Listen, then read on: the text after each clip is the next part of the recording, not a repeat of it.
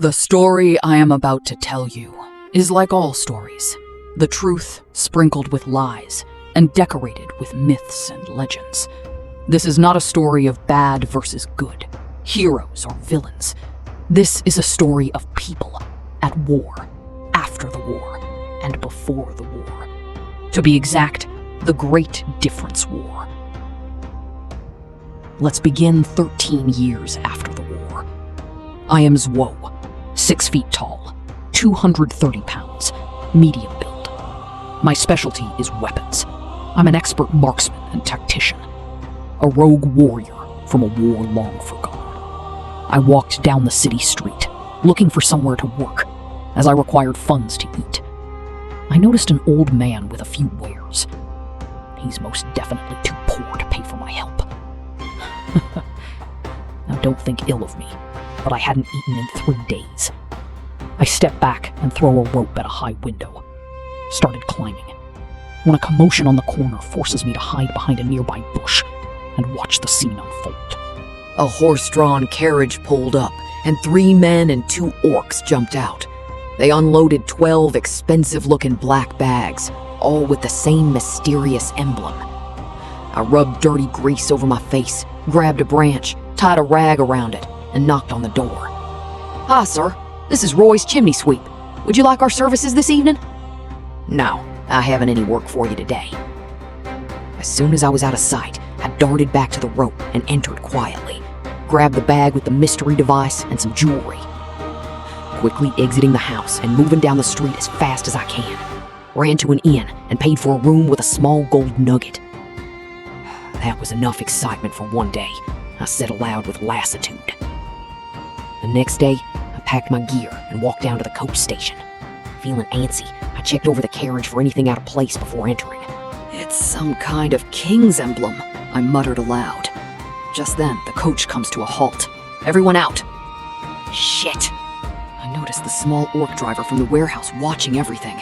I accidentally bumped my shoulder, dropped a bag of bars, and ran past the coach into the tree line. Loaded up the last bag on the next coach I saw, headed back to a seat in a panic. B. Sorry, it was a B. The carts came to a sudden stop at the edge of the Ironwoods, just before St. San Bernardino. Also known for its extremely high crime rate, it is where the team grew up together. A hint of shock, but still mature. The driver kicked a lever, the luggage cart broke off, and they rushed off into the woods with everyone's luggage. A deep, resigned shrug in the voice. Typical San Bernardino, I shrugged. Taking my wife out of bed and ready myself. That's what I refer to drawing my gun from the holster. My wife is an AE, 12.7mm caliber, platinum and titanium body, beautiful wildlife engravings on the handle, with my wife's diamond wedding ring embedded in the bottom. After a minute of silently creeping through the forest, I came across a small camp.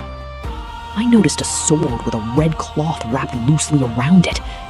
That sword is Daimos' family sword, but I am positive he was killed in the war. No one around, but I am certain that the sword belongs to Daimos. But the cloth made me believe this might be Pogi's camp, my second in command of my old team and lifelong friend. I found a note on the bed and read it aloud. "Gone fishing, 8 miles southwest. Take food and water. Don't steal. Thank you." This is definitely Pogi. I hear a branch break nearby, taking cover in a bush in a flash. Surprised, a sudden tap, and I feel a tap on my shoulder. "After all these years, you still smell like bergamot." Letting out a crackling laugh, joining him at his fire to eat and talk about the years past. Pogi starts tearing up, just as expected. Good old emotional Pogi. We head back to our trail towards San Bernardino. A hint of tension. The howls of hungry Lycanine. Turn to Pogi. "Do you remember this many Lycanines 14 years ago?" "If I did, I wouldn't have come out here for them." A black carriage with the same king's emblem rushes past us. Whispering deeply, grabbing Pogi and whispering, think I should explain some things to you before we continue. We walk through town to our good friend Greden's lodge, a Knoom, ram-like humanoids, gentle by nature. I call out for Greden several times. "There's a friendly face! How's it going, old friend?" Gredens looks at me and snarls. "Who are you, and what do you want?" "Whoa!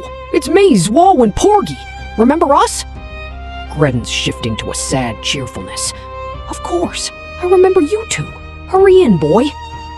Gredens explains why he seems so cold. "It's been a long time since I've heard of anyone from home that has not died. What is going on with the town? And what is with that mysterious king with the black emblem?"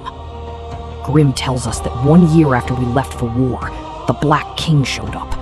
King Dubious mysteriously vanished, and the Black King was brought into power by the church. That night I dream of the Black King. He offers his help if I join him. I wake from my dream questioning his true intentions.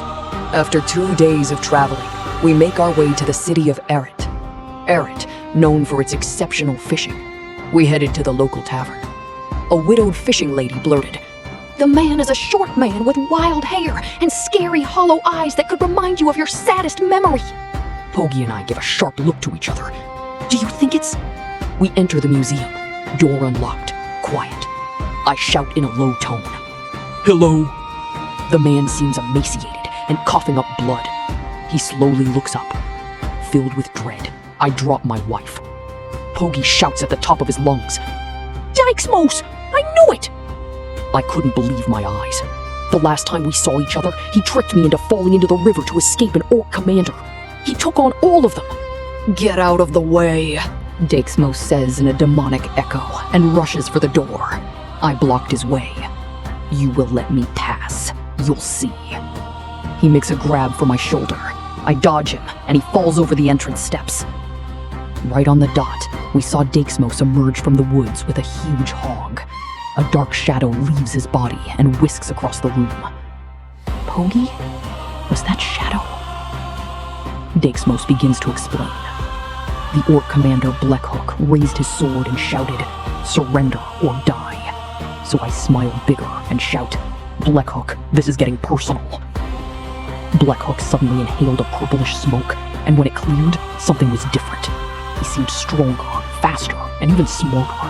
He swats me away like a fly. After that, I blacked out and woke up here. I assume Shadow saved me. The determined conclusion, deep and resonant. The sun begins its way up. After 13 years of loss and confusion, we are back together. We set off to find out more about this device and the Orc army, and what they all have to do with the Black King. Thank you for listening. Subscribe and like for Chapter 2.